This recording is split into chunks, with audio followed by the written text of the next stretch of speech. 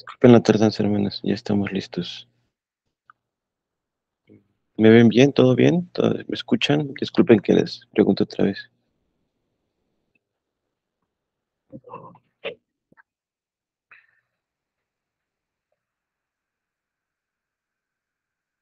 Sí, hermano, se ve muy bien, gracias.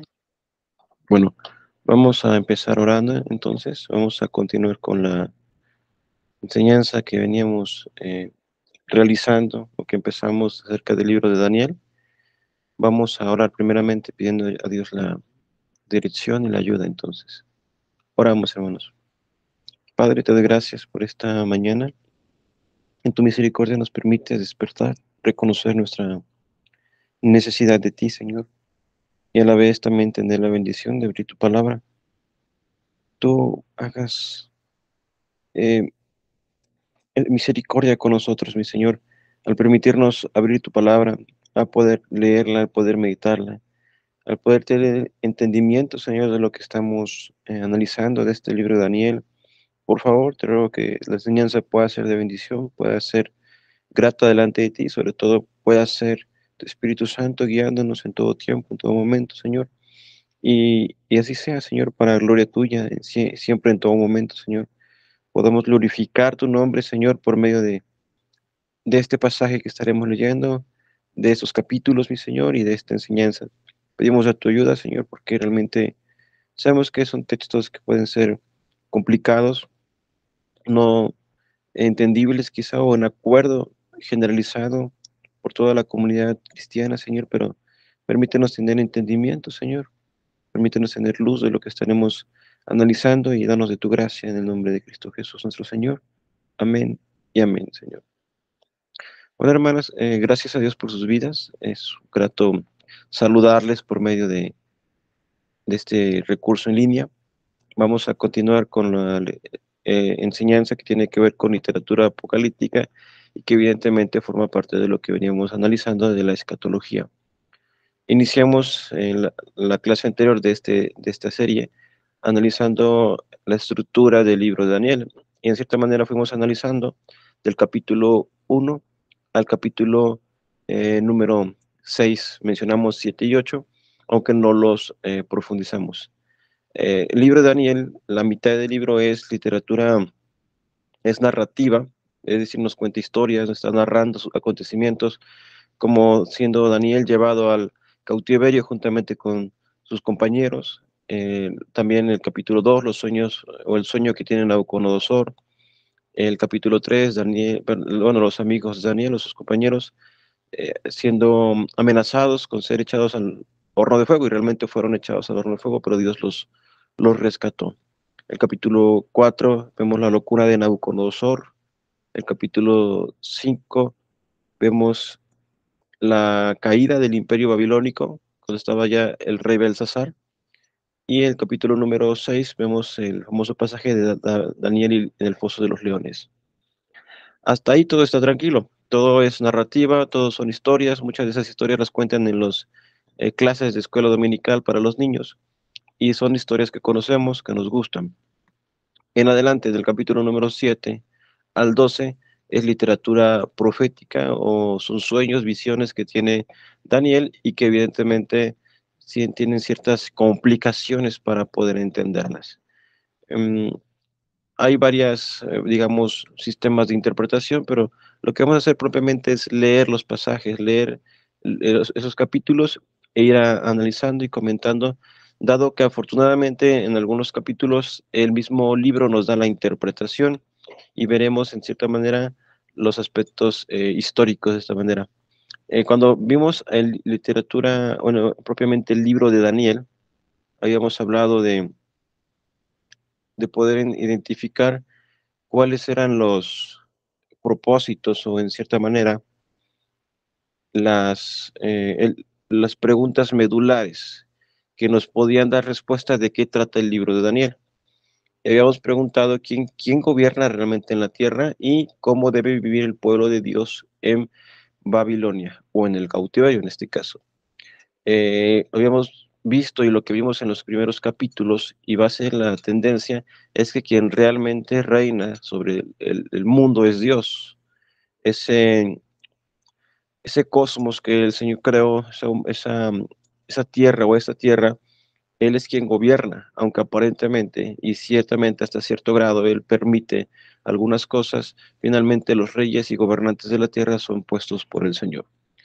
Y sabiendo eso, de entrada tenemos que tener esa seguridad, pero también ser conscientes que a veces los gobiernos pueden ser contrarios incluso a la voluntad de Dios y evidentemente de qué forma nosotros tendríamos que vivir en este mundo. Es ahí donde este libro tiene muchas aplicaciones prácticas para el día de hoy desde la perspectiva de un Daniel que decide abstenerse de contaminarse de los alimentos que el rey les proporcionaba y en adelante va a ser un hombre que siempre va a ser íntegro, reconocido inclusive, no solamente él, también sus amigos como hombres que guardaron su integridad, guardaron su fe y honraron siempre al Señor.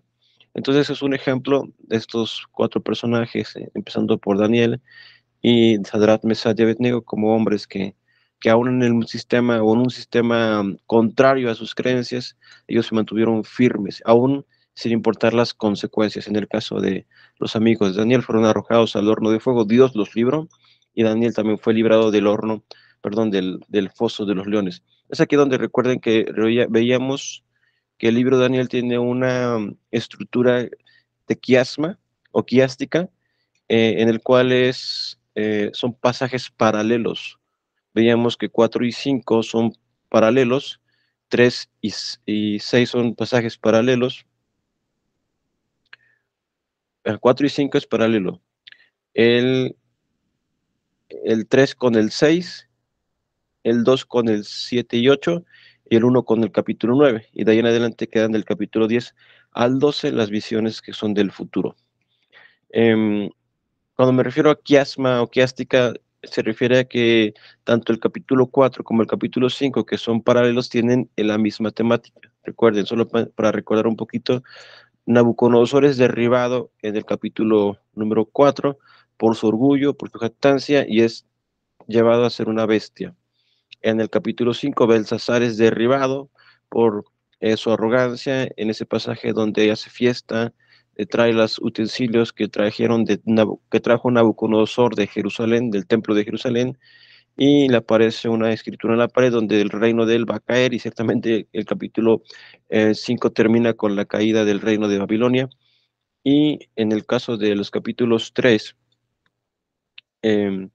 con el capítulo número 6, en el capítulo 3 pasa algo semejante. En el capítulo 3, el rey se establece como Dios al crear una estatua, y ahí es donde aparece este pasaje del horno de fuego, y sus amigos de Daniel son echados a ese horno por no obedecer al mandato, a lo igual que es paralelo con Daniel desobedeciendo las ordenanzas del rey, que se había establecido un decreto donde no se oraría a otro Dios o a otra persona que no fuera el rey, y también Daniel es echado al foso de los leones. Entonces, en ambos casos son librados esos personajes. No sé si están dando cuenta cómo son paralelos, tratan de la misma temática, pero con diferentes o variaciones cosas. No sé si en este tiempo han logrado leer el libro de Daniel o lo habían leído previamente, o si ya habían descubierto esta estructura de, de quiasma, o de, podríamos llamarla forma para que podamos entenderla como espejos. Son capítulos paralelos, tratan de lo mismo pero con diferentes circunstancias y personajes, pero están enseñando los mismos principios o las mismas enseñanzas que tienen que ver evidentemente con las dos preguntas centrales: ¿quién gobierna realmente en los en el mundo, y cómo debemos vivir bajo este sistema de este mundo? Bueno, eh, entonces, habíamos visto un poco de los sueños de Nabucodonosor, fuimos analizando. Lo que ahora pretendo es poder analizar más a detalle los sueños y visiones de Daniel, por lo menos el capítulo 7 y el capítulo número 8, para poder eh, tener esa continuidad y poder introducirnos a este tipo de literatura que puede ser un poco compleja, pero como les digo, el mismo pasaje nos va dando la interpretación. Es, creo yo, un poco más fácil que leer Apocalipsis, pero hasta este momento quisiera escucharles, no sé si tengan alguna pregunta o alguna comentario que haya surgido hasta el momento, hermanas.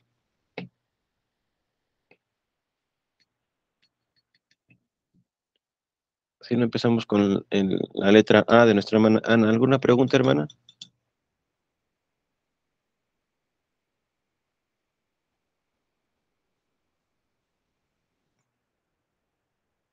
O hermana Tere, si quiere. Perdón, Sí, perdón, sí, hermano, esto está como sí, que fallando mi celular. sí, No, no se preocupe. hermano, todo bien, estamos recordando precisamente todo lo que ya nos había mostrado. Gracias, vamos bien. Bien, bien. Hermana Tere, ¿algo que quiera comentar antes de que iniciemos con el análisis de los capítulos 7 y 8? No, hermano, continúe. Bueno, vamos a empezar. Entonces, si quieren ubicarse en el capítulo número 7 del libro de Daniel. Empieza de esta manera, dice así la palabra del Señor: en el primer año de Belsasar, rey de Babilonia, tuvo Daniel un sueño y visiones de su cabeza mientras estaba en su lecho. Luego escribió el sueño y relató lo principal del asunto. Daniel dijo, miraba yo en visión de noche, y aquí que los cuatro vientos del cielo combatían en el gran mar, y cuatro bestias grandes diferentes, la una de la otra, subían del mar. Ahora, recuerden que capítulo 7 y 8 es paralelo con el capítulo número 2. En el capítulo número 2 es Nabucodonosor quien tiene el sueño. En el capítulo 7 es Daniel quien tiene el sueño. Recuerden cómo empieza diciendo, en el 1, tuvo Daniel un sueño y visiones de su cabeza mientras estaba en su lecho. Luego escribió el sueño y relató lo principal del asunto. Entonces, otra vez más, confirmamos esta estructura quiástica en el hecho mismo de que capítulo 2 trata de un sueño, e inclusive trata probablemente de la misma interpretación, dado que en el caso de Nabucodonosor, y para eso voy a poner esta imagen que tenemos acá, ¿dónde está? Lo tenía más adelante. Este, me fue muy adelante, perdón. Eso le quería llegar. Cuando Nabucodonosor tiene el sueño, en el capítulo 2, él sueña una estatua que tiene, bueno, que está erigida, que está levantada y que tiene cuatro elementos que conforman su composición total: la cabeza de oro, el pecho de plata, los muslos de, de bronce, piernas de hierro y los pies entre hierro y barro mezclado. Entonces, Daniel nos va a narrar también que tiene la visión de cuatro bestias. Evidentemente no es coincidencia. Entonces nos empieza a describir: la primera era como león y tenía alas de águila. Yo estaba mirando hasta que sus alas fueron arrancadas y fue levantada del suelo, y se puso enhiestas sobre los pies a manera de hombre, y le fue dado corazón de hombre. Y aquí otra segunda bestia, semejante a un oso, la cual se alzaba de un costado más que del otro, y tenía en su boca tres costillas entre los dientes, y le fue dicho así: levántate y devora mucha carne. Después de esto miré aquí otra semejante a un leopardo, con cuatro alas de ave en sus espaldas. Tenía también esta bestia cuatro cabezas, y le fue dado dominio. Después de esto miraba yo en las visiones de la noche, y aquí la cuarta bestia, espantosa y terrible, y en gran manera fuerte, la cual tenía unos dientes grandes de hierro, devoraba y desmenuzaba, y las sobras hollaba con sus pies, y era muy diferente a todas las bestias que vi antes de ella, y tenía 10 cuernos. Mientras yo contemplaba los cuernos, y aquí que otro cuerno pequeño salía entre ellos, y delante de él fueron arrancados tres cuernos de los primeros, y aquí que este cuerno tenía ojos como de hombre y una boca que hablaba grandes cosas. Estuve mirando hasta que fueron puestos tronos, y se sentó un anciano de días, cuyo vestido era blanco como la nieve, y el pelo de su cabeza como lana limpia. Su trono llama de fuego, y las ruedas del mismo fuego ardiente. Un río de fuego procedía y salía delante de él. Millares de millares le servían, y millones de millones asistían delante de él. El juez se sentó y los libros fueron abiertos. Yo entonces miraba, a causa del sonido de las grandes palabras que hablaba, el cuerno miraba hasta que mataron a la bestia y su cuerpo fue destrozado y entregado para ser quemado en el fuego. Había también quitado a las otras bestias su dominio, pero les había sido prolongada la vida hasta cierto tiempo. Bueno, ustedes podrán notar, aparentemente parece complicado, pero prácticamente es la misma temática que el capítulo 2. Son 4 bestias, allá eran 4 elementos, y evidentemente desde la perspectiva histórica que nos encontramos nosotros en el futuro, donde estos acontecimientos podemos ubicarlos fácilmente en todos los detalles que tiene que ver con las naciones que fueron sucediendo. Cuando Daniel interpreta el sueño de Nabucodonosor, le dice que Dios le ha mostrado al rey lo que habría de acontecer después de su reino. Evidentemente, Nabucodonosor es la cabeza de oro, es decir, Babilonia. La Babilonia antigua es la que representa el reino de oro, y a la vez podrá notar que aparece, según la descripción de la bestia que representa Babilonia, es un león alado. No sé si ustedes están familiarizados con la cultura babilónica, pero quizá habrán visto algunas estatuas o inclusive ahí en la pantalla aparece a un lado del león alado una imagen que es muy común de una cabeza de un hombre y de un león o de un felino que está por lo regular en las entradas de los edificios de los babilónicos. Entonces, inclusive es fácil ubicarlo en ese sentido, eh, en el hecho mismo de que también el pasaje, por ejemplo, nos dice respecto a esta primera bestia, la primera era como león y tenía alas de águila. Yo estaba mirando hasta que sus alas fueron arrancadas y fue levantada del suelo y se puso enhiesta sobre los pies a manera de hombre y le fue dado corazón de hombre. ¿No les parece? Y no que estés yo especulando, me había dicho, se está haciendo referencia a Nabucodonosor. Nabucodonosor en el capítulo número 4 fue arrojado como una bestia hasta que su razón le fue devuelta y él reconoció que Dios era el Dios soberano sobre todas las naciones y sobre toda la humanidad, y es que su razón le fue devuelta nuevamente. Entonces, es poder ver cómo todo el libro se va complementando a través de los capítulos. Y evidentemente esta primera bestia se identifica como Babilonia. La segunda bestia, que en este caso dice aquí que la segunda bestia es semejante a un oso, el cual alzaba de un costado más que del otro, tenía en su boca 3 costillas entre los dientes, y le fue dicho así: levántate, devora mucha carne. Entonces, en este, en esta segunda bestia se está refiriendo al imperio medo-persa. En el capítulo número 5, que es donde está el reino de Belsasar, o está gobernando Belsasar. Belsasar viene siendo, ahí se describe como el hijo, pero muy probablemente sería el nieto de Nabucodonosor. Es el que está como rey, y al final del capítulo, bueno, la interpretación que Daniel le da al rey respecto a lo que significaba la escritura en la pared es que su reino iba a ser cortado y echado por tierra, iba a ser destruido. Y entonces vemos que en el final del capítulo número 6 nos dice, perdón, capítulo número 5 dice en el 30, versículo 30: la misma noche fue muerto Belsasar, rey de los caldeos, y Darío de Media tomó el reino siendo de 62 años. Y entonces el imperio medo-persa absorbe al imperio babilónico, es decir, lo conquista.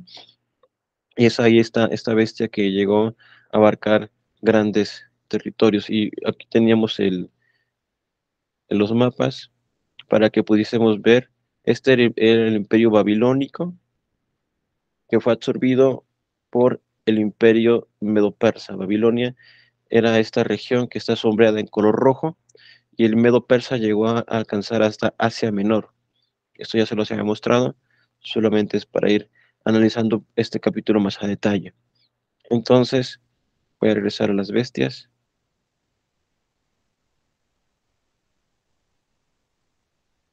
Bien, más adelante dice: después de esto miré aquí otra semejante a un leopardo, con 4 alas de ave, a sus espaldas tenía también esta bestia 4 cabezas, y le fue dado dominio.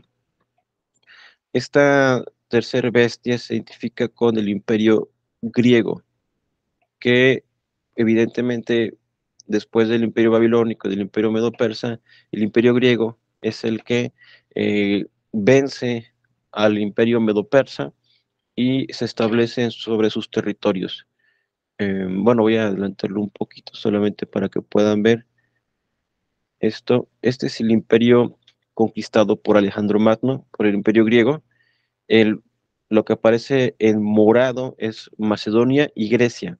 Macedonia es donde realmente es Alejandro Magno, él era macedonio, su padre Filipo II, y él después conquista la misma Grecia o unifica a las polis griegas, y evidentemente arma un gran ejército con el que empieza a conquistar ese mundo conocido, empezando de lo que es Asia Menor, también el Egipto, el norte de África, lo que es la Tierra Santa o lo que es Judea, evidentemente lo que después sabemos que era el territorio que estuvo ocupando Babilonia y todo el imperio medo-persa hasta llegar a la India. O sea, este fue un imperio impresionante y se hace referencia a que este imperio, como la representación de un leopardo, porque un leopardo es veloz, es el animal más rápido que existe sobre el planeta, y la forma en la que él conquistó todos estos territorios fue en muy poco tiempo.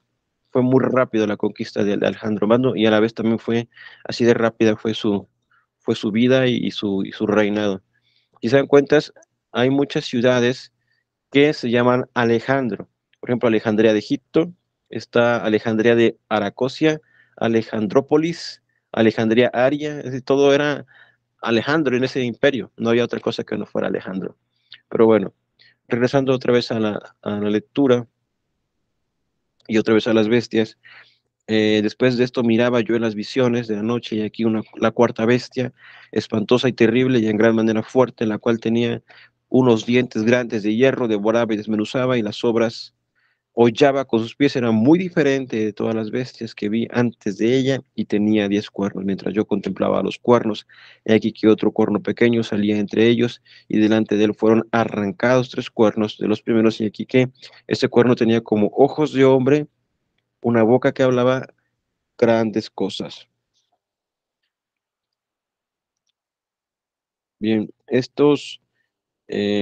aquí tengo una nota, dice, los 10 cuernos preceden al cuerno pequeño que arranca a 3 de ellos, simbolizando otra fase del cuarto reino. Muchos intérpretes sugieren que el cuerno pequeño en alguna manera representa al anticristo, es decir, es por eso, porque a veces esta representación la vinculan al futuro porque hace representación o hace referencia quizá al anticristo, tomando referencia del pasaje de 2 de Tesalonicenses 2:3, eh, 2:3 del 4 al 8. Si ese es el caso, dice esta nota, esta es la primera referencia al anticristo que ocurre en las escrituras. Sin embargo, ante la ausencia de una dirección clara por parte del ángel que interpreta en cuanto a lo que sigue, todas las identificaciones han de permanecer tentativas, es decir, prácticamente no lo sabemos. Es en ese sentido donde puede vincular al futuro o puede referirse a un cierto personaje que vamos a ver más adelante, que tiene que ver en el contexto histórico. Pero bueno, seguimos entonces. Eh, Vean cómo en adelante, en el versículo 9 aparece una, una nota que aparece aquí en el versículo 9. Dice, estuve mirando hasta que fueron puestos tronos y se sentó un anciano de días cuyo vestido era blanco como la nieve y el pelo de su cabeza como lana limpia, su trono llama de fuego y las ruedas del mismo fuego ardiente.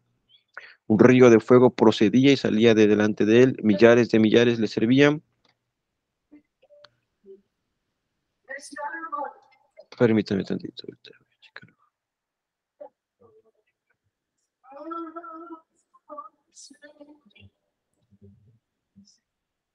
Bien, bueno, ya. Estaba con el anciano de días.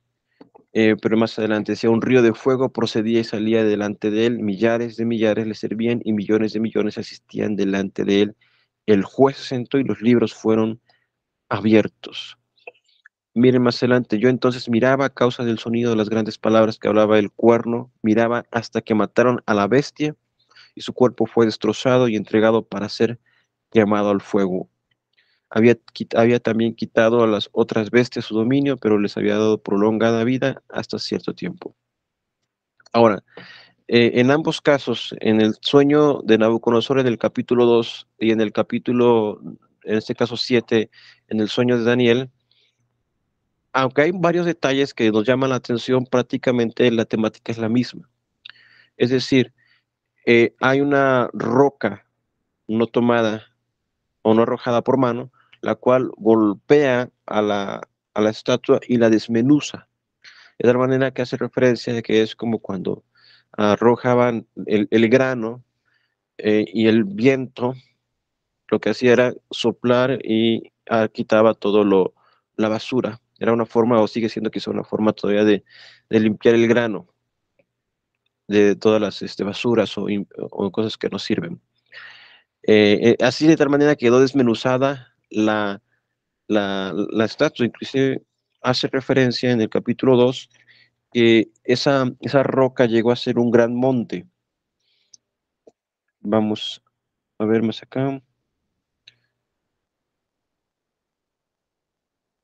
Y en los días de estos reyes, el Dios del cielo, el capítulo 2, 44, levantará un reino que no será jamás destruido, ni será el reino dejado a otro pueblo. Fíjense lo que dice, ni será el reino dejado a otro pueblo, es decir, no va a ser conquistado por otro pueblo como lo fueron los reinos de estos 4 reyes o estos 4 elementos o estas 4 bestias. Eh, eh, Ni será dejado a otro pueblo, desmenuzará y consumirá a todos estos reinos, pero él permanecerá para siempre, de la manera que viste que del monte fue cortada una piedra, no con mano, la cual desmenuzó el hierro, el bronce, el barro, la plata y el oro. El gran Dios ha mostrado al rey lo que ha de acontecer en lo porvenir, y el sueño es verdadero y fiel a su interpretación. Es, al final de cuentas, Dios es el que reina, y estos 4 reinos van a ser derribados por un reino que no terminará jamás. Daniel es la misma temática, un anciano de días que evidentemente está sentado, vestido de blanco, sentado en su trono, y que a la vez pone todas las cosas en orden y domina a estas bestias de tal manera que las destruye, por lo menos a la cuarta, y a las otras 3 por un tiempo les permite permanecer. Y dice, habían también quitado a las otras bestias su dominio, pero les había sido prolongado la vida hasta cierto tiempo. Miraba yo en la visión de la noche, y aquí con las nubes del cielo venía uno como hijo de hombre, que vino hasta el anciano de días y le hicieron acercarse delante de él. Ahora, ya lo habíamos hecho referencia, hijo de hombre. Recordemos que Jesús el Señor, ese es un título divino que Él tiene. Él es el Hijo del Hombre, es decir, el Hijo es necesario que el Hijo del Hombre sea alzado, entregado a los gentiles y muerto en manos de ellos. El Hijo del Hombre, otro pasaje, por ejemplo, eh, cuando le pregunta a sus discípulos, ¿y quién dicen que es el Hijo del Hombre? Entonces, en múltiples ocasiones Jesucristo se hacía referencia o se refería a sí mismo como el Hijo del Hombre. Ahora, hijo de hombre no es, algunos interpretan que es referencia a que él era 100% humano, lo cual es totalmente cierto. Él es 100% humano, fue 100% humano, es 100% Dios también, pero no precisamente hace referencia a su humanidad, sino que es un título divino que aparece aquí en Daniel 7, 13, y dice, miraba yo la visión de noche, y aquí con las nubes en el cielo venía uno como un hijo de hombre, que vino hasta el anciano de días y le hicieron acercarse delante de él. Hay que ver una referencia, no recuerdo si lo habíamos visto en la vez pasada.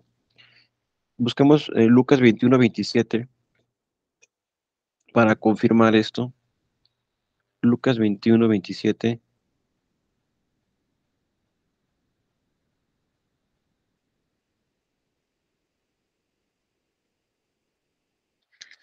Lucas 21-27. Esta es el Señor hablando precisamente de su venida, pero se refiere a sí mismo como al Hijo del Hombre. en el versículo dice así de esta manera: entonces verán al Hijo del Hombre, se refiere a sí mismo Jesús, que vendrá en una nube con poder y gran gloria. Ahora, cuando ustedes leen Daniel o leemos Daniel, dice: miraba yo en visión de la noche y aquí con las nubes del cielo venía uno como un hijo de hombre que vino hasta el anciano de días y le hicieron acercarse delante de él. Vamos a ver también en Mateo 26, 64.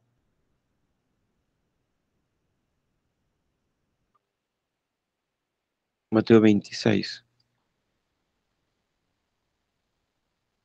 Aquí es cuando es Jesús Cristo el Señor ya ha sido arrestado, está en el concilio de los ancianos y le están levantando pues testigos falsos que decían o que argumentaban que Jesús había dicho que destruiría el templo y que lo reconstruiría en 3 días, pero el caso es que no hallaban forma de qué acusarlo. Y dice en el versículo 60, y no lo hallaron, dice el 59, los principales sacerdotes y los ancianos de todo todo el concilio buscaban un falso testimonio contra Jesús para entregarle a la muerte, y no lo hallaron, aunque muchos testigos falsos se presentaban, pero al fin vinieron 2 testigos falsos que dijeron: este dijo, puedo derribar el templo de Dios y en 3 días de reedificarlo. Y levantándose el sumo sacerdote le dijo: ¿no respondes nada? ¿Qué testifican estos contra ti?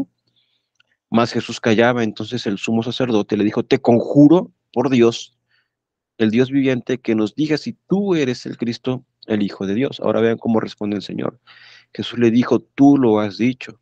Y además te digo, además os digo que desde ahora veréis, que dice ahí, al Hijo del Hombre sentado a la diestra del poder de Dios, viniendo en las nubes del cielo. Entonces prácticamente es lo que Daniel nos está diciendo, lo que Jesús dijo también muchísimos años después en el futuro, que él era el Hijo del Hombre, que estaba junto al anciano de días, al Padre, y que venía, o que en este caso venía entre las nubes, que va a ser la misma forma en la cual él sube al cielo, que es llevado al cielo y cubierto por las nubes, y que así de la misma manera en la que lo vieron ir los discípulos será su regreso.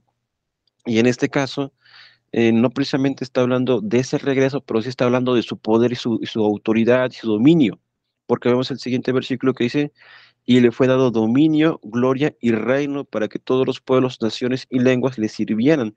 Su dominio es dominio eterno que nunca pasará y su reino uno que no será destruido. Entonces, tanto en el sueño de Nabucodonosor, en la interpretación de Daniel, está diciendo: este, este monte que se hizo grande y que llenó toda la tierra, es un reino que no será quitado y que será perpetuo, que será para siempre.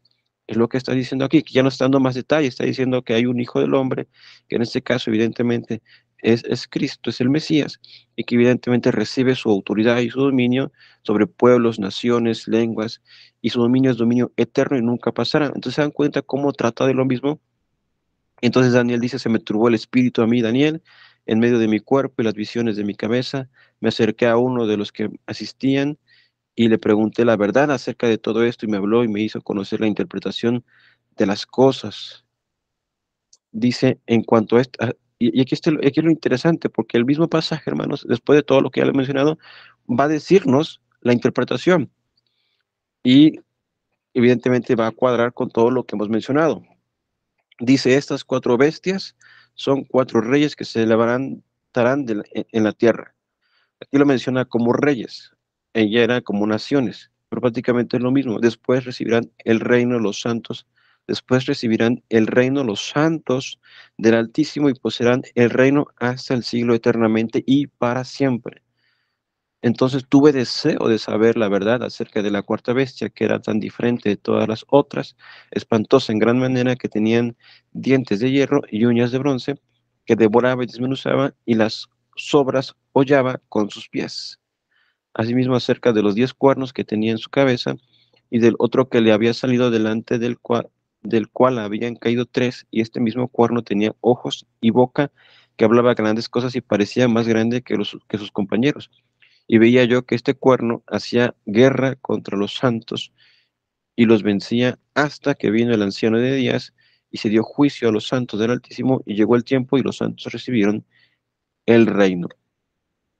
Entonces Daniel se interesa, y es aquí donde a veces se especula. Evidentemente el cuarto o la cuarta bestia y el cuarto elemento se identifica con el Imperio Romano, eh, pero dadas las intereses o las referencias que aparecen acá, a veces lo colocan o dicen, no es que Roma sigue vigente el sistema del Imperio Romano, o se verá un resurgimiento de Roma, y es ahí donde algunos dicen, no, es que es el Vaticano, es que es Roma, pero la Roma de la Iglesia Católica. Evidentemente el texto no nos está haciendo referencia a nada de eso. Inclusive, el hecho mismo de que Daniel tenga interés en esa bestia, vean esta nota, dice, Daniel dirige su atención a la identificación de la cuarta bestia. Sin embargo, la respuesta del ángel que interpreta terminará regresando al punto señalado en los versículos 17 y 18. Vemos la respuesta del ángel que le da. Dijo así, la cuarta bestia será un cuarto reino en la tierra, el cual será diferente de todos los otros reinos, y a toda la tierra devorará, trillará y despedazará. Y los 10 cuernos significan que de aquel reino se levantarán 10 reyes, y tras ellos se levantará otro, el cual será diferente de los primeros, y a 3 reyes derribará. Y hablará palabras contra el Altísimo, y a los santos del Altísimo quebrantará, y pensará en cambiar los tiempos y la ley, y serán entregados en su mano hasta el tiempo, tiempos y medio tiempo. Pero se sentará el juez y le quitará su dominio para que sea destruido y arruinado hasta el fin. Y que el reino y el dominio y la majestad de los reinos debajo de todo el cielo sea dado al pueblo de los santos, al Altísimo, cuyo reino es reino eterno, y todos los dominios le servirán y obedecerán. Aquí prácticamente lo que está haciendo el ángel es llegar al mismo punto. Este reino será un reino que dominará, será entregado a los santos, y es un reino eterno, y todos los dominios le servirán y obedecerán. Eh, y termina Daniel diciendo, aquí fue el fin de sus palabras. En cuanto a mí, Daniel, mis pensamientos me turbaron y mi rostro se demudó, pero guardé el asunto en mi corazón. Es decir, Daniel tenía confusión, podríamos llamarlo, en cuanto a estos sueños. No sé si hermanos y hermanas tengan alguna pregunta hasta este momento que se haya surgido.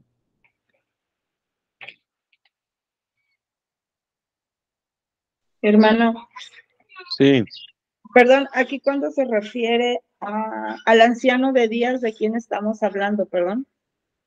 del Dios Padre. Dios Padre, correcto. Y otra cosa, hermano, aquí, bueno, yo voy anotando lo de Sí. las bestias y qué imperio es. En la actualidad, ¿a qué países corresponde esos imperios, hermano? Bueno, vamos a regresar a los mapas. El imperio babilónico prácticamente vendría siendo el imperio, aquí está, Perón el imperio. Babilonia, esto es lo que abarcaba. Egipto, evidentemente sigue siendo Egipto hasta el día de hoy. La península del Sinaí, la que está ahí en forma como de corazón. Judá, esa región, pero evidentemente actualmente la región llamada Palestina, que está repartida entre los países que son el moderno Estado de Israel, la Franja de Gaza y algunos otros países que están ahí cercanos, que son de tipo musulmán también. Siria sigue siendo un país hasta el día de hoy. Y ya la región esta donde está en Babilonia, o lo que sería Babilonia actual, serían lo que son los países Irak e Irán actualmente. Evidentemente la península arábica, que está más abajo, son los países o Arabia Saudita, hasta más abajo están los Emiratos Árabes Unidos, que es una pequeña porción de tierra. Está. La parte norte, donde dice Lidia, ahí es Turquía hasta el día de hoy. Fue sede de lo que fue el gran imperio turco otomano, o el imperio otomano, después conocido como turco. Esos son los turcos hasta el día de hoy, o Turquía, donde fueron los terremotos o el terremoto que recientemente se registró muy fuerte y muy devastador. Si vamos al imperio medo-persa, es un poco más amplio. Evidentemente abarca más países que son de tipo musulmán también, o islámicos.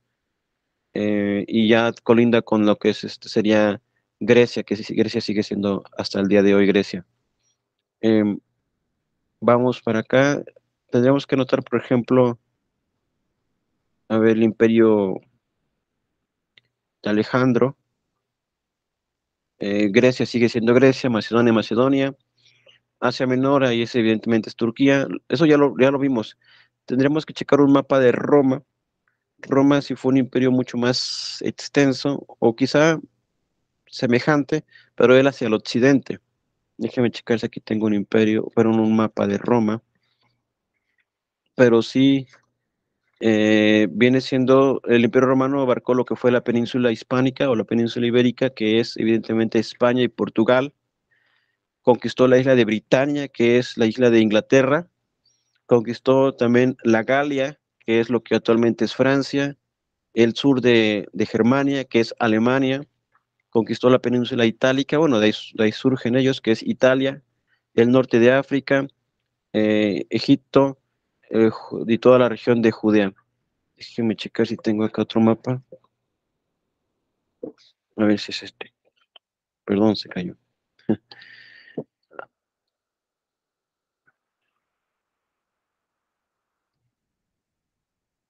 Mm, Viajes de Pablo.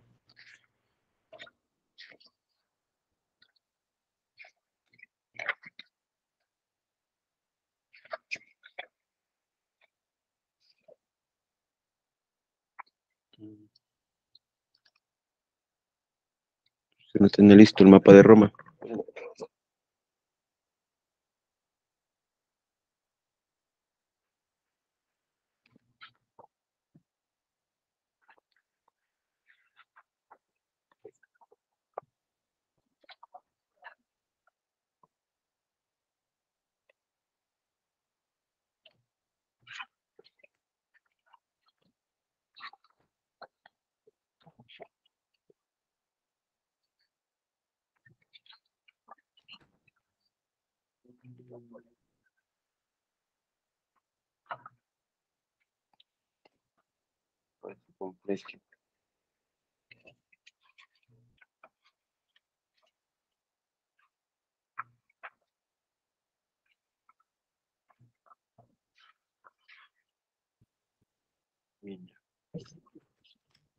Perdón, hermanos.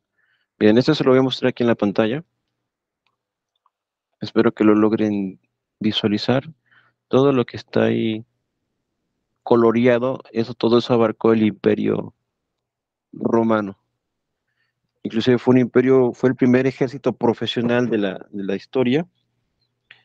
La influencia del Imperio Romano hasta el día de hoy sigue siendo muy fuerte en muchas áreas, en el área del derecho, la ingeniería, eh, muchas cosas que tienen que ver. Evidentemente el Imperio Romano absorbe mucho de la cultura griega en en su religión. Todos los dioses son prácticamente los mismos, simplemente le cambian los nombres y mucha de la arquitectura la mejoran. En la literatura quizá fueron más prominentes los griegos, pero sí, por eso estamos hablando muchas veces de una cultura grecolatina, y latina refiriéndose a los romanos. Entonces sí, prácticamente esos son los países actuales. No sé si otra pregunta tenga, hermana. O ya no me acuerdo si le contesté toda la parte de la pregunta. Recuérdeme si está, si fue todo.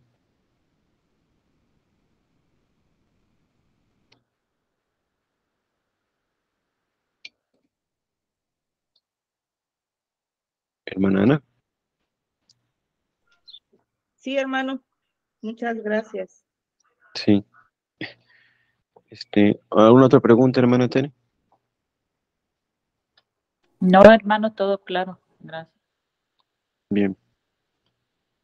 Bueno, entonces esto fue lo que fue el capítulo 7. En el 8, vamos a ver el que dice el 8. Dice, en el año tercero del reinado del rey Belsasar, 2 años después del primer sueño, dice, me apareció una visión a mí, Daniel, después de aquella que me había aparecido antes. Vi en visión, y cuando la vi, yo estaba en Susa, que es la capital del reino en la provincia de Elam. Vi pues en visión, estando junto al río Ulai, Alcé los ojos y miré, y he aquí un carnero que estaba delante del río y tenía 2 cuernos. Y aunque los cuernos eran altos, uno era más alto que el otro, y el más alto creció después. Vi que el carnero hería con los cuernos al poniente, al norte y al sur, y que ninguna bestia podía parar delante de él, ni había quien escapase de su poder, y hacía conforme a su voluntad, y se engrandecía. Mientras yo consideraba esto, he aquí un macho cabrío venía del lado del poniente sobre la faz de toda la tierra, sin tocar tierra, y aquel macho cabrío tenía un cuerno notable entre sus ojos. Y vino hasta el carnero de 2 cuernos que yo había visto en la ribera del río, y corrió contra él con la furia de su fuerza. Y lo vi que llegó junto al carnero, y se levantó contra él, y lo hirió, y le quebró sus 2 cuernos, y el carnero no tenía fuerzas para pararse delante de él. Lo derribó, por tanto, en tierra, y lo pisoteó, y no hubo quien librase al carnero de su poder, y el macho cabrío se engrandeció sobremanera, pero estando en su mayor fuerza, aquel gran cuerno fue quebrado, y en su lugar salieron otros 4 cuernos notables hacia los 4 vientos del cielo, y de uno de ellos salió un cuerno pequeño que creció mucho al sur y al oriente y hacia la tierra gloriosa. Y se engrandeció hasta el ejército del cielo, y parte del ejército de las estrellas echó por tierra y las pisoteó. Aún se engrandeció contra el príncipe de los ejércitos, y por él fue quitado el continuo sacrificio, y el lugar de su santuario fue echado por tierra. Y a causa de la prevaricación le fue entregado el ejército junto con el continuo sacrificio, echó por tierra la verdad, e hizo cuanto quiso y prosperó. Entonces oí a un santo que hablaba, y otro de los santos preguntó a aquel que hablaba: ¿hasta cuándo durará la visión del continuo sacrificio y la prevaricación asoladora, entregando el santuario y el ejército para ser pisoteados? Y él dijo: hasta 2300 tardes y mañanas, luego el santuario será purificado. Y aconteció que mientras yo, Daniel, consideraba la visión y procuraba comprenderla, y aquí se puso delante de mí uno con apariencia de hombre, y oí una voz de hombre entre las riberas de Ulai, que gritó y dijo: Gabriel, enseña a este la visión. Vino luego cerca de donde yo estaba, y con su venida me asombré y me postré sobre mi rostro, pero él me dijo: entiende, hijo de hombre, porque la visión es para el tiempo del fin. Mientras él hablaba conmigo, caí dormido en tierra sobre mi rostro, y él me tocó y me hizo estar en pie. Y dijo: he aquí, yo te enseñaré lo que ha de venir al fin de la ira, porque eso es para el tiempo del fin. Y bueno, a partir del 20 empieza a enseñar el ángel qué significa cada aspecto de la visión. Si es que la primera vez que lean este capítulo, o si no han leído otras veces, pero no han tenido tanta claridad, créanme que se puede especular tantas cosas de estos pasajes, pero lo increíble es que el capítulo nos lo explica en el versículo 20. Bien, aquí donde entra la figura de Alejandro Magno, y evidentemente lo que puede ser más llamativo en en esta, en este pasaje es que aparecen estos 2 animales, primeramente un carnero y después un macho cabrío. Acerca del macho cabrío, perdón, del carnero, dice que era un carnero que hería con los cuernos, dice el versículo 8:4, al poniente, al norte y al sur, y que ninguna bestia podía pasar delante de él, ni había quien escapase de su poder, y vestía conforme a su voluntad, y se engrandecía. Esto evidentemente hace referencia al imperio medo-persa, y es como va a empezar a enseñar el ángel qué es lo que significan estas visiones. En el versículo 20, el carnero y sus cuernos representan a los reyes del imperio medo-persa. A diferencia de lo que ocurre en el capítulo 7, aquí el ángel que interpreta deja claro que el significado histórico de la visión es lo que les vengo diciendo. El ángel nos explica. La historia medo-persa aclara el simbolismo. Los medos se independizaron de Asiria después del año 602 a.C.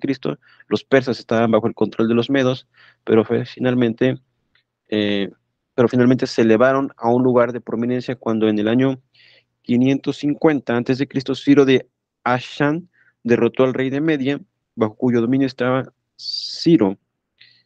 Y después aparece Ciro, quien reinó en el 559 al 530 a.C., se hizo llamar el rey del mundo. Es decir, claramente estos 3 reyes que acá aparecen se están identificando como los reyes medo-persas.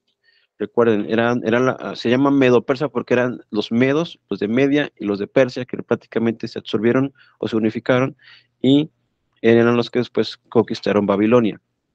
Entonces, este carnero, que en este caso es el que aparece en la pantalla del lado derecho, ese es el carnero, que dice que tenía dominio. Nosotros vemos y hemos analizado parte de lo que es el imperio medo-persa, cómo conquistó, hasta dónde llegó su vasta influencia el imperio medo-persa. Pero luego dice el versículo 7, y vi que llegó junto al carnero, bueno, vamos acá a leerlo acá en la Biblia, dice, mientras yo consideraba esto de aquí, un macho cabrío venía del lado del poniente sobre la faz de toda la tierra, sin tocar tierra, y aquel macho cabrío tenía un cuerno notable entre sus ojos.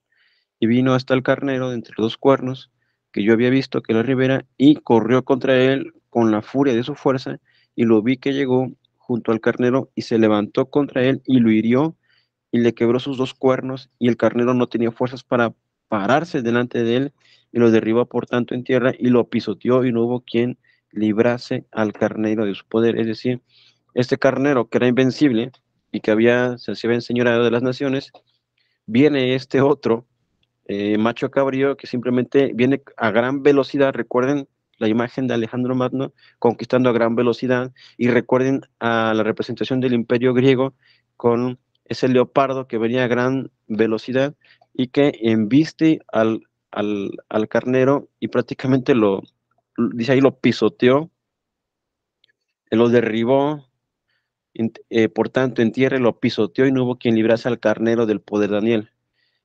Aquí aparece la figura evidentemente de Alejandro Magno, pero vamos a seguir leyendo. Es más, vamos a avanzar hasta la interpretación que nos da el ángel. Dice aquí el versículo 20, en cuanto al carnero, dice el ángel, que viste tenía dos cuernos, estos son los reyes de Media y de Persia. O sea, fácil. Lo que el ángel nos está diciendo, Media y Persia, sus reyes son esos que tú viste. Luego dice, el macho cabrío es el rey de Grecia, y el cuerno grande que tenía entre sus ojos es el rey primero. Es decir, no hay que buscar o especular, simplemente lo nos está diciendo el ángel. El reino de Medo Persa es el primer carnero, el macho cabrío es el rey de Grecia, y el cuerno prominente es el rey primero. Dice, en cuanto al cuerno que fue quebrado, y sucedieron 4 en su lugar, significa que 4 reinos se levantarán de esta nación, aunque no con la fuerza de él. Ahora vean esto. Alejandro Magno fue un gran conquistador, pero murió muy joven, murió a los 33 años. Conquistó un vasto imperio. Ahí, en este mapa del imperio alejandrino, aparece lo que era oficialmente, digamos, Macedonia y Grecia, que era de donde venía Alejandro Magno. De ahí, en color verde, todos los territorios que él logró conquistar. Quizá en el mapa se vea, pues, muy chiquito, y no sé si que ustedes tengan una perspectiva muy amplia de lo que es la geografía, pero estamos hablando de una gran cantidad de países que son actualmente, quizá por eso preguntaba nuestra hermana Ana qué países son actualmente, pero es una cantidad de tierra enorme. Luego dice ahí en el mapa, pueden ver las rutas que siguió Alejandro y cómo fue fundando muchas ciudades que, por cierto, ya lo habíamos analizado o comentado, todas son Alejandría, Alejandrópolis, Alejandría del final del mundo. Es decir, Alejandro fue un gran conquistador, pero ciertamente, tal como la visión que está teniendo Daniel, aunque fue tan poderoso, no duró mucho. ¿Por qué? ¿Qué pasa cuando Alejandro Magno se muere? Pues les suceden sus hijos, pero pues son niños o son jóvenes, y evidentemente los que toman el control son sus generales. De ahí que el imperio griego o el imperio de Alejandro se va a dividir en 4 reinos. Es decir, 4 generales se reparten. Estamos hablando de Casandro, Lisimaco, Ptolomeo y Seleuco. En este mapa que aparece ahí, les aparece en la parte inferior derecha los nombres de estos 4, dice reparto del imperio después de la batalla de Ipsos en el 301 a.C. La parte que está en naranja es Casandro, que prácticamente solamente son la región de Macedonia y de Grecia. En el caso de Lisimaco se queda con Asia Menor, y lo que es Tracia es un país más al norte de Macedonia todavía, y lo que es los seleucos se quedan con la región de lo que es la región que dominó Medopersia, y los ptolomeos se quedan en la región del norte de África, en Egipto. Son las divisiones que hacen de del todo el territorio que conquistó Alejandro Magno, y que evidentemente se divide en 4 reinos independientes de 4 generales. Y cuando nosotros vemos lo que dice la Biblia, dice el macho cabrío, que es el rey de Grecia, y el cuerno grande que tenía entre sus ojos es el rey primero. Y en cuanto al cuerno que fue quebrado y sucedieron 4 en su lugar, significa que 4 reinos se levantarán de esa nación, aunque no con la fuerza de él, evidentemente. Eh, Vemos el 10, en Daniel 10 dice, eh, perdón, el 8, dice, y el macho cabrío se engrandeció sobremanera, pero estando en su mayor fuerza, imagínense un hombre que se muere a los 33 años, en su mayor vigor, aquel gran cuerno fue quebrado. Y no solamente era su juventud, en la plenitud de su vigor, era el momento en el cual había conquistado todo el mundo conocido. Y en ese momento de su gloria, es un muerto, que es prácticamente lo que está diciendo el ángel, o la profecía, o la visión que tiene Daniel, perdón. Dice, pero estando en su mayor fuerza, aquel gran cuerno fue quebrado, y en su lugar salieron otros 4 cuernos notables hacia los 4 vientos del cielo. Lo que interpreta el ángel es que son 4 reinos que surgen en el lugar del cuerno grande, y que no van a tener la fuerza del primer reino. Dice, al final del reinado de estos 4, perdón, al fin del reinado de estos, cuando los transgresores lleguen al colmo, se levantará un rey altivo de rostro y entendido en enigmas. Ahora, hasta este momento, ¿tienen alguna pregunta? ¿Si ubican claramente cómo está la vida de Alejandro Magno representando, o el rey de Grecia, o el reino griego, al carnero que imbate a Medo-Persia, lo mata, lo destruye a los reyes de Media y de Persia, domina todo este territorio? Después, cuando muere Alejandro, repentinamente el imperio se divide en 4, y son los 4 hombres que estaba viendo acá. ¿Tienen alguna pregunta? ¿O está claramente ubicado en los acontecimientos históricos? Sí, hermano. De hecho, yo voy tomando notas. Gracias. Hermana Anita. Hermana Tere, ¿algo que quiera comentar?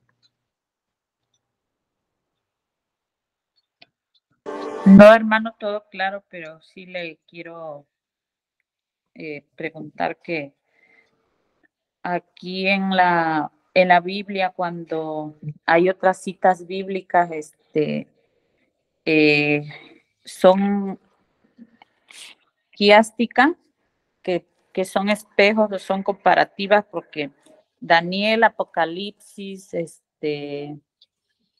y otras, Oseas, todos los libros proféticos, hermano. Sí. Ok, sí, gracias, hermano. No le entendí bien la pregunta, perdóname, hermana. Que si son quiásticas, los versículos que vienen aquí, por ejemplo, aquí en el libro de Daniel, en el Sí. 8, y trae aquí Daniel 4:3, no, esa no, hermano. A ver, permítame. Dice que vienen otros versículos de otros libros, por ejemplo, espérenme. Bueno, aquí en la visión de la venida del Hijo del Hombre en gloria, y luego dice Mateo 24:7-30, Apocalipsis 19:11-21. Esos son quiásticas, ¿verdad? Hermana, esas citas que están ahí, esas notas, son referencias o son concordancias. Es decir, que esto que aparece aquí en Daniel se hace referencia también, por ejemplo, en Mateo 24:30, en Mateo 6:64, que inclusive hace rato que estábamos leyendo este versículo, se acuerda que fuimos a Mateo 26:64, que fuimos a Lucas 21:27, porque esto que está aquí se cita o se menciona en los evangelios, o en el caso de otra referencia al Antiguo Testamento, esas son concordancias o referencias.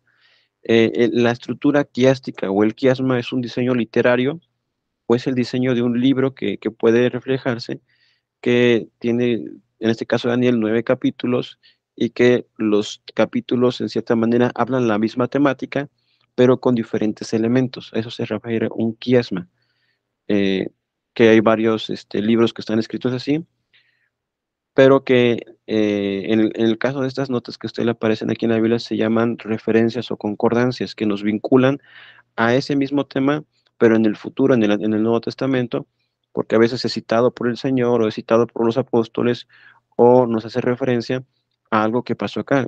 Lo que pasa aquí con el anciano de Días y la referencia al Hijo del Hombre es cuando Jesús también se refiere a sí mismo como el Hijo del Hombre que viene, que será visto a la diestra del Padre. Ajá, hermano, no sé si respondí bien. Sí, hermano, gracias. Sí. ¿Algo más si quiera preguntar, hermanas, hermana Ana, nada más?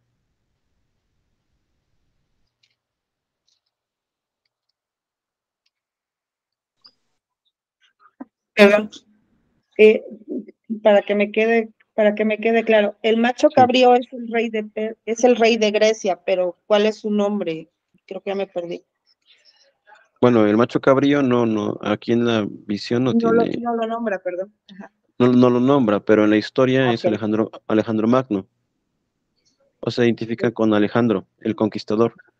macho Eh, cabrío. ujú, O sea, viene siendo el carnero y el macho cabrío son lo mismo. Perdón, no, No, el macho cabrío, por eso lo puse acá una foto, mira, el macho cabrío, no la veo, hermano. ¿ya la tiene en la pantalla? No, creo No que se no. ve nada? A ver. Ya, perdón. Estaba Bien, yo en otra pantalla, perdón. sí, el carnero es el que Sí, tiene sus cuernos como que enroscados, ese es el carnero. El macho cabrío es el que tiene el cuerno prominente, el cuerno grande, como si fuera de unicornio. Este macho cabrío es Grecia y el cuerno grande es Alejandro Magno. ¿Sí? ok, sí, perfecto. Ese cuerno que se rompe da lugar a otros 4 reyes, que evidentemente son los generales de Alejandro Magno que se distribuyen todo el territorio conquistado. Sí, eso ya lo anoté, gracias. Bueno, nada más, hermano, todo Sí, vamos bien hasta ahorita. gracias. Perdón, es que estaba yo Bien. en otra pantalla. Sí, sí, a veces pasa, ¿no? Que tenemos otras pantallas. Pero bueno, ¿dónde estábamos? Muy bien. Hasta ahorita todo está bien, todo está claro, que entra de forma normal. Creo que aquí muchas veces sí coinciden a muchos intérpretes, pero aquí me empieza a pasar algo. En el versículo 23 dice, al final del reinado de estos, cuando los transgresores lleguen al colmo, se levantará un rey altivo de rostro y entendido en enigmas, y su poder se fortalecerá más, no con fuerza propia, y causará grandes ruinas, y prosperará y arbitrariamente destruirá a los fuertes y al pueblo de los santos. Aquí muchas veces lo vinculan otra vez al futuro con el anticristo, pero más que nada se refiere a un personaje que se llama Antíoco Epifanes, Antíoco IV. Algunos intérpretes ven al anticristo en estas descripciones y podría ser, ¿no? Pero recordemos que a lo largo de la historia ha habido muchísimos personajes que han parecido ser el anticristo. Y dice aquí el versículo 23 al 25, algunos intérpretes ven al anticristo en las descripciones del cuerno pequeño. En este capítulo, bueno, Antíoco IV es visto como un tipo que señala hacia una manifestación posterior del poder satánico de la persona del anticristo. Miren, para que ustedes sepan quién es Antíoco IV, Antíoco IV fue un rey de la descendencia de los Seleucos. Ahora vamos a centrarnos solamente en lo que nos corresponde a la tierra santa o a la tierra de la región desde Egipto hasta la Palestina. Casandro y Lisimaco, pues ellos están por allá hacia el occidente. Pero Ptolomeo, ellos se quedan en la región de Egipto y ellos dominaban todavía hasta también la región de Judea. Y los seleucos dominaban la región de Siria hacia arriba. Entonces se desata un conflicto entre los Ptolomeos y los seleucos, de tal manera que los seleucos toman posesión de la tierra de Judea, o de lo que es en este caso Jerusalén y todas las ciudades de Judea. Y evidentemente, no sé si a ustedes les gusta la historia mucho, pero no sé si les suena ese apellido de los Ptolomeos. Lo van a escuchar mucho porque la última reina de la dinastía de los Ptolomeos fue la reina Cleopatra. Y los Seleucos, pues evidentemente esa dinastía viene de este hombre, los Seleucos. Voy a avanzar un poco más. Este material que les presento en la pantalla es tomado de alguna presentación de una clase que da el pastor Miguel Núñez de Nuevo Testamento o de Introducción al Nuevo Testamento, y que la estoy tomando como referencia porque tiene algunos datos que nos van a poder ubicar en lo que quiero mencionar hasta en este momento. Eh, Muchos de los acontecimientos que están narrando aquí Daniel, o que está él profetizando, o que está describiendo sus visiones, más bien dicho, van a tener lugar en el futuro.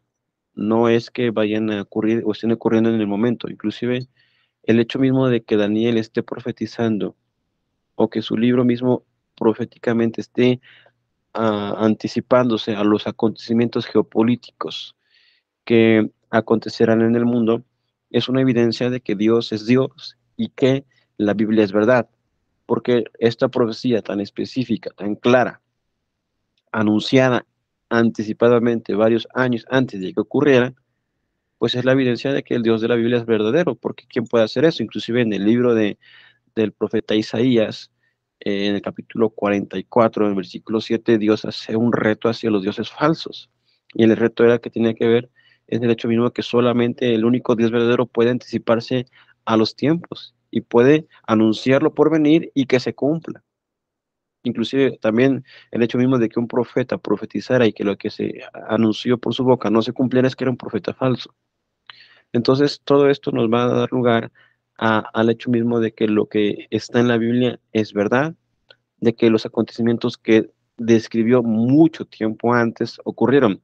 Y claro, siempre van a surgir personas que dicen, no, es que Daniel no escribe Daniel, y que Daniel fue escrito mucho tiempo después, o fue escrito cuando esto ya había ocurrido, por eso las coincidencias de todo lo que está pasando, o por la precisión de lo que está describiendo. Siempre va a haber gente así, sobre todo de lo que es la alta crítica, o después de lo que fue el siglo XVII, con lo que es la teología liberal, que es modernizar el cristianismo a través de la razón, porque como a quién se le ocurre pensar que hay un Dios que puede predecir el futuro, eso es imposible. Pero para nosotros que somos cristianos, pues sabemos que eso es así. Dios puede anticiparse, la misma Biblia lo dice, que Él es el único Dios al mostrar ese poder omnisciente de saber previamente lo que ha de ocurrir en el futuro. Bueno, este es solamente una representación, evidentemente, pero tenemos que hablar de Antíoco Epifanes. Como recordatorio, todo esto está ocurriendo, va a ocurrir, muchas cosas de las que están ocurriendo van a ocurrir en el periodo de los 400 años de silencio entre Malaquías a el libro de Mateo, o a la aparición de Juan el Bautista, en esos 400 años que están entre los dos testamentos. Alejandro el Grande conquistó el imperio persa, 10 años de batalla tardó. El Medio Oriente conquistado alrededor del 334 al 331 antes de Cristo. Inicia lo que se llama la helenización, es decir, Alejandro Magno en su corto periodo de gobierno o de conquista, lo que él procuró era que el idioma griego, la cultura griega, el arte griego, la arquitectura o la infraestructura griega fueran estableciéndose en todos sus dominios. Eso es lo que se llama la helenización, la cultura helénica o griega fuera expandida por todos sus territorios. Eso nos da lugar al hecho mismo de que por qué el Nuevo Testamento es escrito en griego. Todos esos 400 años son el proceso en el cual se va a conformar el nuevo mundo, en el cual Jesucristo el Señor, el Mesías, va a tener su aparición. De tal manera que el griego pasó a ser la lengua oficial, o que en el mundo, o que el mundo lo utilizaba en el comercio, en la diplomacia, evidentemente en la literatura, tal como sabemos que nuestro Nuevo Testamento fue escrito en griego. En el 323, Alejandro muere y evidentemente el imperio es dividido entre 4 generales, que es lo que venimos diciendo. Daniel, ahí está la cita de Daniel 8, 20 y 22, el carnero que viste con los 2 cuernos representa a los reyes de Media y de Persia, y el macho cabrío peludo representa al reino de Grecia, y el cuerno grande que está entre sus ojos es el primer rey, y el cuerno roto y los 4 cuernos que salieron en su lugar representan 4 reinos que se levantarán de su nación, pero no con su poder. Aquí estaba lo que les decía, la dinastía de los Ptolomeos se centró en Egipto con su capital en Alejandría, y la dinastía de los Seleucos se centró en Siria, capital Antíoco, y su gobernante fue Seleuco I. Ahora, recuerden, estos dos son los 2 generales que se dividieron el territorio que nos interesa a nosotros, los Ptolomeos y los Seleucos. En el 320 al 198 a.C., gobernada por los Ptolomeos, Ptolomeo I subió al poder en el 320 y en el 198 a.C., Antíoco III de los Seleucos conquistó Palestina, derrotando a Ptolomeo V, quien gobernó hasta el 175. Cleopatra, lo que le mencionaba, fue la última reina de los Ptolomeos hasta el 30 a.C. en Egipto. Todo esto es importante porque tenemos que llegar a saber quién es Antíoco IV. En el 198 al 175 a.C., Antíoco III es el que gobierna. Del 175 es que entra este famoso personaje, Antíoco IV Epifanio, sube al poder, hasta el 163. Lo que hizo este hombre es helenizar Jerusalén, paganizar a Jerusalén, desecró el templo, o sea, lo profanó, el cuerno pequeño de Daniel 8:9 y el hombre despreciable de 11:21. Entonces vamos a Daniel otra vez al 8:9 y dice aquí, y uno de ellos salió un cuerno pequeño que creció mucho al sur y al oriente y hacia la tierra gloriosa. La tierra gloriosa es Palestina o es la tierra de Jerusalén.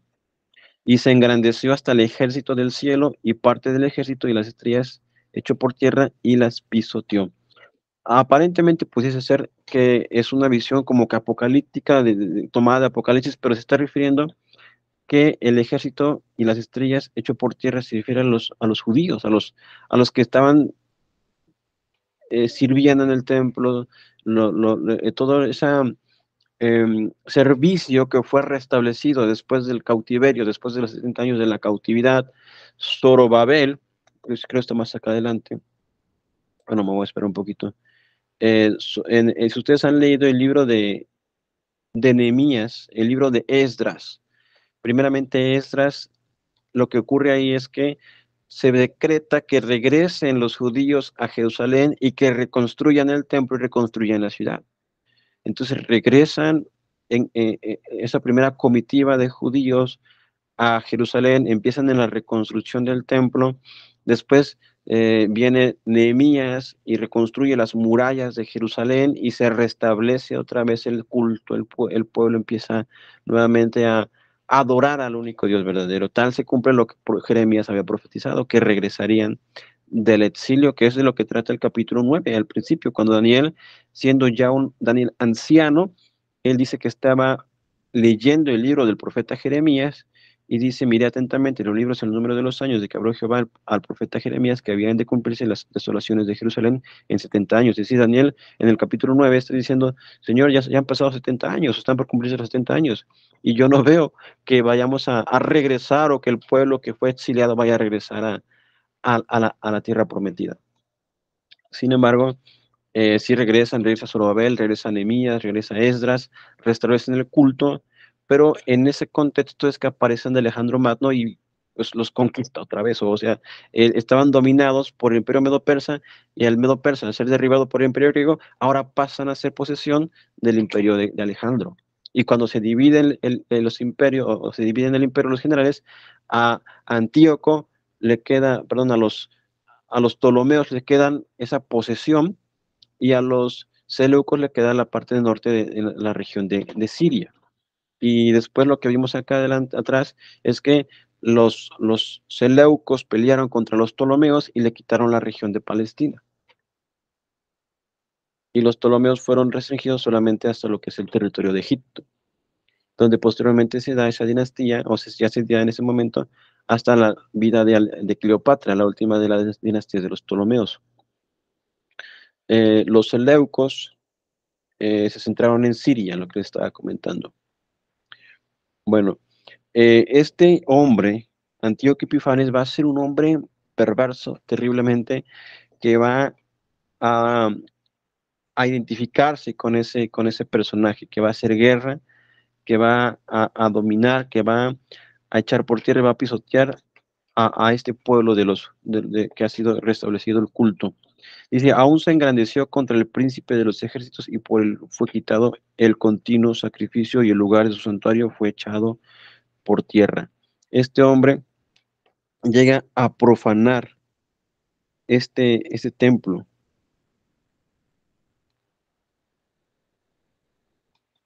Déjeme checar aquí unas cosas. Bien, la cuestión aquí es que también se identifica con el hombre despreciable de Daniel 11:21. Daniel 11:21 dice de esta manera. Daniel 11:21. Y le sucederá en su lugar un hombre despreciable, el cual no dará la honra del reino, pero vendrá sin aviso y tomará el reino no con halagos. Este periodo intertestamentario está marcado precisamente por eso. Pues después de la muerte de Alejandro Magno, entran en control el imperio de los Seleucos. Y estos Seleucos son los que van a... Dice aquí, cuando Antíoco III conquistó Judá en 198, el sumo sacerdote era Simón II, al que se le elogia en Eclesiástico 50 y quien obtuvo importantes privilegios. Otra cosa importante también, muchas de la información que aparecerá respecto a este periodo viene de los libros deutero canónicos o libros apócrifos, es decir, esos libros que son del periodo intertestamentario, los primer libro de los Macabeos, segundo libro de los Macabeos, y aquí estaba citando a Eclesiástico. Es decir, recuerden, siempre les he dicho que esos libros son libros históricos, sirven como parte del contexto histórico, pero no son libros inspirados por Dios. Son libros que portan historia y nos permiten conocer un poco de lo que fue la situación de este periodo. ¿Por qué? Porque este Antíoco Epifanes lo que va a hacer es profanar el templo de Jerusalén, ordenar la muerte de muchos judíos, va a también a sacrificar cerdos en el altar, según la descripción de estos libros de los Macabeos. Es decir, imagínense, un cerdo era un animal inmundo para un judío, y que lleves un cerdo a sacrificarlo en lugar de un cordero, pues era una ofensa terrible. Entonces, parte de la perversidad de este hombre fue que quiso destruir el culto judío, quiso destruir y desarraigarlo, paganizó Jerusalén, desecró el templo, es que lo profanó, a lo que les decía, y que evidentemente es la referencia de Daniel 8:9 y Daniel 11:21, en que aparece este texto de refiriéndose, el rey del norte volverá a levantar una multitud mayor que la primera, y al cabo de algunos años avanzará con un gran ejército y con mucho equipo. En aquellos tiempos muchos se levantarán contra el rey del sur, los violentos de tu pueblo también se levantarán para cumplir la visión, pero caerán. Vendrá el rey del norte, levantará un terraplén y tomará la ciudad bien fortificada, y las fuerzas del sur no podrán mantenerse, ni aun sus tropas más selectas, porque no habrá fuerzas para resistir. ¿Quién es el rey del norte? Son los Seleucos, que en este caso era Antíoco III quien conquista Judea, y el reino del sur, o los reyes del sur, eran los Ptolomeos, que tenían control de esa región. Lo que nos está diciendo es que en el contexto histórico, los Seleucos vencieron a los Ptolomeos y tomaron control de esta región, que es lo que describe Daniel 11:13 al 16. Pero el que viene contra él hará lo que quiera y nadie podrá resistirlo, y permanecerá por algún tiempo en la tierra hermosa, llevando destrucción en su mano. Ahora, es aquí donde surge lo que se llama la revolución de los macabeos. Los macabeos es precisamente la referencia que les estaba diciendo de ese libro que es conocido como un libro apócrifo, que es Primera y Segunda de Macabeos. Ahora, Estos macabeos fue un hombre llamado Matatías, que tenía una serie de hijos, uno de ellos Judas Macabeo, de donde toman ese nombre, que se rebelaron precisamente por esta profanación del templo. Aquí lo dice: Matatías y su esposa y 5 hijos se rebelaron en las montañas. Macabeo fue el apodo de Judas, uno de los 5 hijos llamado Judas Macabeo. A esta se va a levantar una dinastía que se llama Asmonea, es decir, esta familia, y en el 160 Macabeo es muerto en batalla, o Judas Macabeo. Los sucesores son Jonatán y Simón. En el 143 cesaron las luchas, y en el 142 al 64 la independencia de Judea, y en el 63 la guerra civil, el general romano Pompeyo conquista Palestina, es decir, los macabeos logran vencer a los seleucos, los expulsan y levantan una dinastía que por un tiempo va a gobernar Judea, pero no dura mucho porque poco tiempo después llegan los romanos y también los, los conquistan. Entonces, muchas cosas de las que está hablando Daniel están ocurriendo en el futuro, o ocurrieron prácticamente de nuestra posición en el pasado, pero en el futuro de Daniel, y que evidentemente no está haciendo referencia a cosas que van a ocurrir en el fin del mundo, en el Apocalipsis, sino que a cosas que ya ocurrieron en el pasado, y que evidentemente lo que les estaba mencionando, que estaban anticipadamente anunciadas por el Señor y que se cumplieron, lo cual certifica que Dios es Dios y que la Biblia es la palabra de Dios. No sé si tengan alguna pregunta, hermanos, hasta este momento que se haya originado.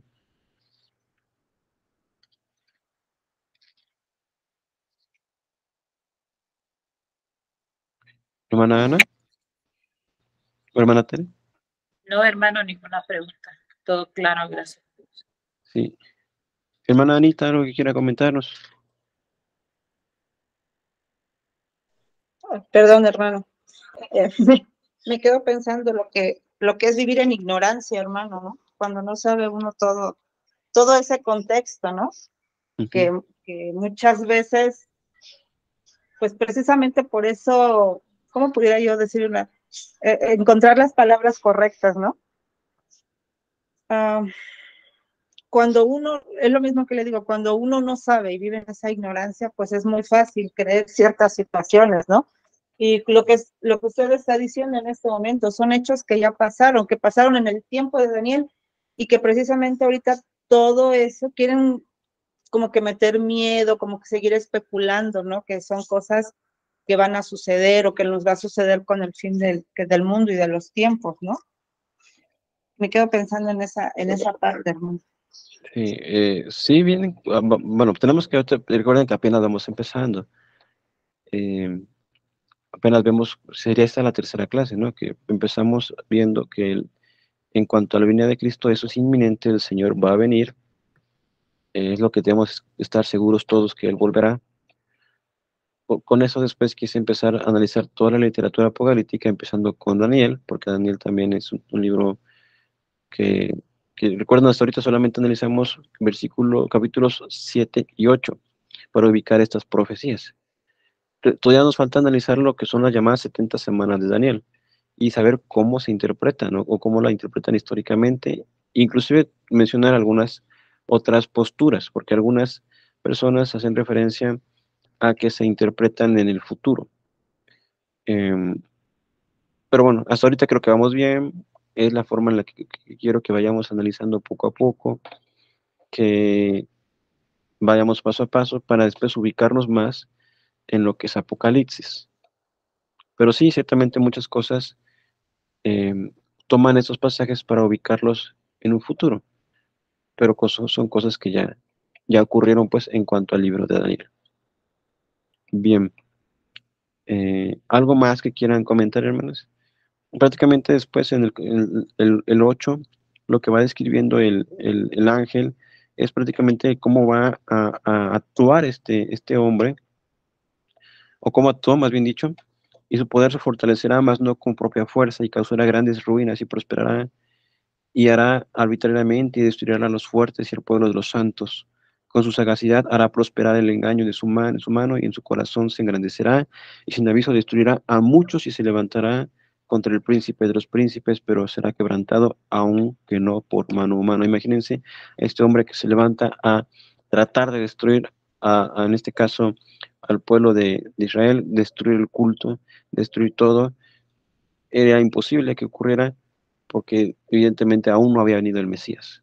Y el Mesías tenía que venir en el contexto de su pueblo. A los suyos vino y los suyos no lo recibieron, a todos los que lo recibieron les dio la potestad de ser llamados hijos de Dios. Y algo interesante es, se levantará contra el príncipe de los príncipes, pero será quebrantado, aunque no por mano. Este hombre muere, pero no muere en batalla, simplemente muere, no recuerdo si de alguna enfermedad, pero es simplemente es muerto, no muere en batalla. Luego dice así, la visión de las tardes y mañanas que se ha referido es verdadera y tú guarda la visión porque es para muchos días. Yo Daniel quedé quebrantado y estuve enfermo algunos días y cuando convalescí atendí los negocios del rey, pero estaba espantado a causa de la visión y no la entendía.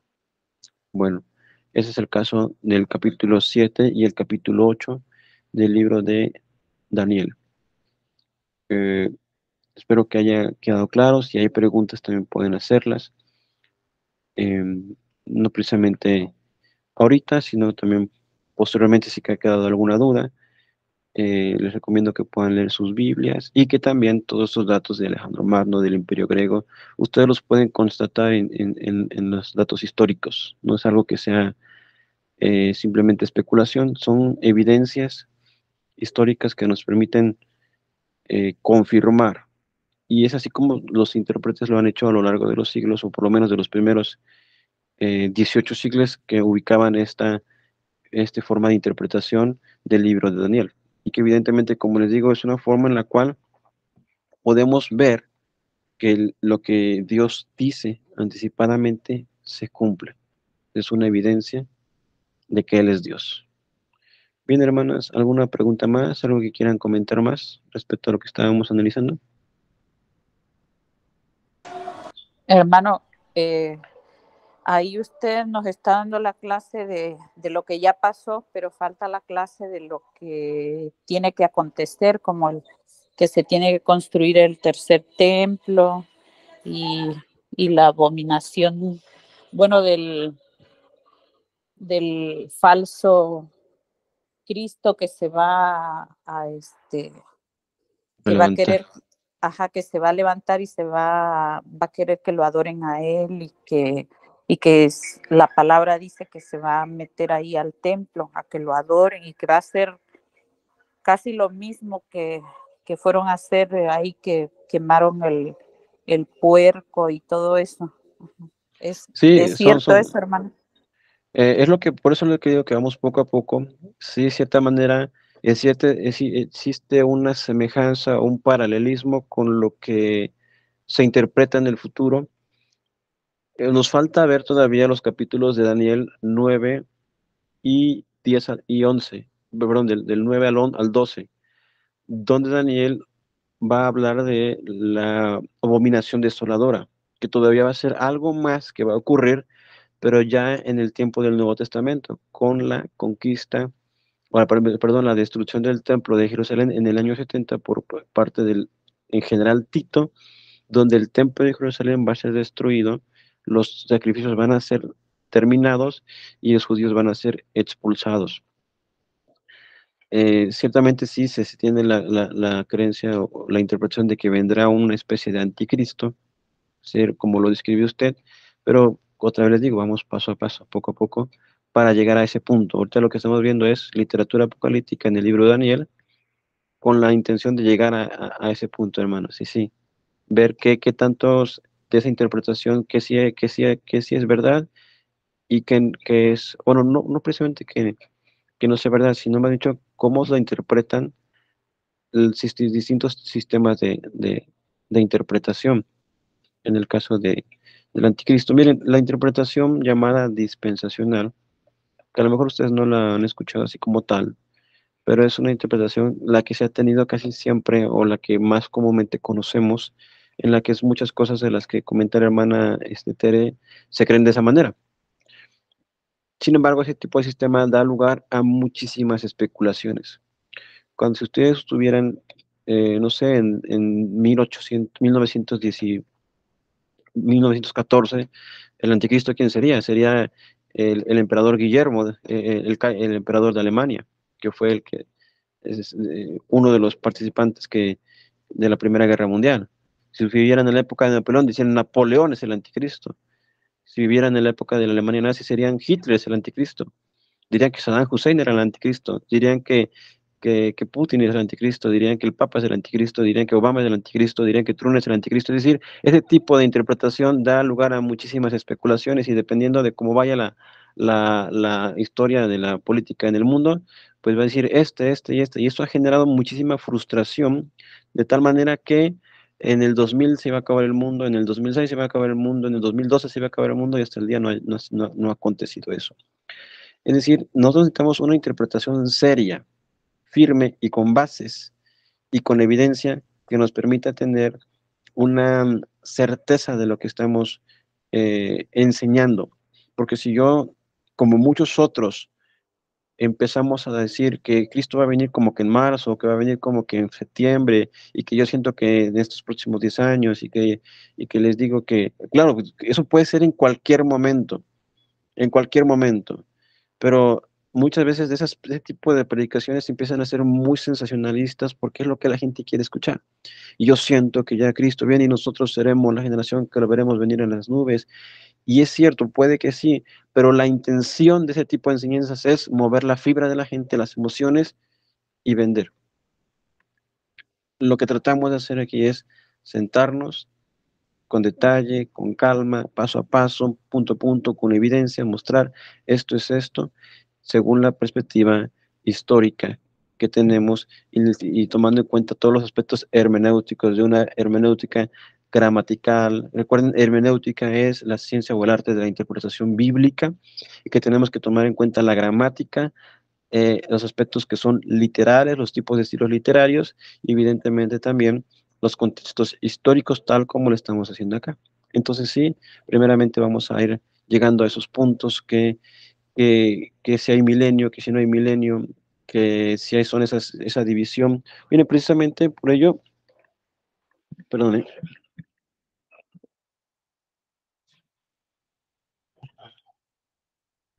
quizá más adelante se los enseñe yo en una pantalla, pero en una diapositiva, pero este es un panorama de la Biblia. Este sistema de interpretación yo no estoy de acuerdo con él, pero ¿por qué lo ocupo? Para poder aportarles. Y lo que yo trato por lo regular no es que se queden con mi interpretación, sino es mostrarles las distintas interpretaciones y que ustedes puedan evaluar en base a su criterio, en base a su formación, evidentemente que les estamos dando, cuál es, conforme a las escrituras, la interpretación que corresponde a las escrituras. A lo mejor ustedes no lo han conocido, digamos así, como dispensaciones, pero a lo mejor nuestra hermana Tere va a ubicar, por ejemplo, algunas imágenes. Este es un material que tiene algunos diagramas, déjenme checar, algunas gráficas o de forma gráfica, y aquí aparecen en lo que será el rapto, los 7 años de tribulación, el anticristo, lo que será la hermana Tere, la construcción del templo, que tratan de ubicarlos. Pero el problema es que a veces toman pasajes, los aíslan y empiezan diciendo, y esto va a pasar acá, y esto va a pasar allá, y cómo acomodamos esto. Entonces hay una gran diversidad de interpretaciones. Pretendo que podamos llegar a un consenso y que podamos tener la evidencia y en base a estos elementos, pues interpretar de una forma que nos permita vivir de una forma más sensata. Miren, los sistemas de interpretación, aunque pueden ser en aspectos secundarios, puede haber unas variaciones, sí, yo puedo diferir de otro hermano de cómo lo entiende, porque al final de cuentas el Señor ha de volver, que es lo que estábamos mencionando, que es lo que al final de cuentas se le va a regresar, es lo que debemos estar convencidos todos y seguros todos. Pero ciertamente conforme entendamos ese tipo de doctrinas es como vivir a la congregación o vivir a la iglesia. Es decir, depende de mucho de eso la salud de la iglesia. Bueno, no sé si algo más quieran comentar, hermana Ana.